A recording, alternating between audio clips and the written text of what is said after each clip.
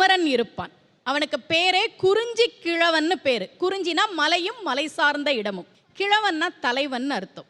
அவன் மட்டும் உயரத்தில் இருப்பவன் அல்ல, தன்னை வணங்குபவர்களுக்கும் உயர்வான வாழ்க்கையை கொடுக்கக்கூடியவன் முருகன்.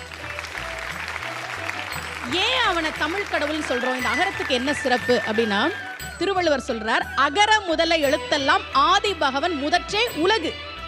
உலகத்துல உள்ள எல்லா மொழிக்கும் அகரம் முதல் எழுத்துன்னு சொல்றார். இதுல ஒரு சின்ன தப்பு இருக்க மாதிரி இல்ல? இங்கிலீஷ்ல எது முதல் எழுத்து? ஏ. லத்தீன்ல வேற இருக்கலாம், பிரெஞ்சுல வேற இருக்கலாம். ஆனா வள்ளுவர் என்ன சொல்றார்?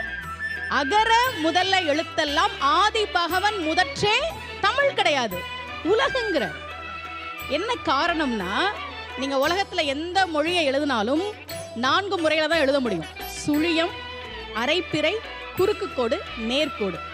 ஏல 2 நேர்கோடு 1 குறுக்கு கோடு.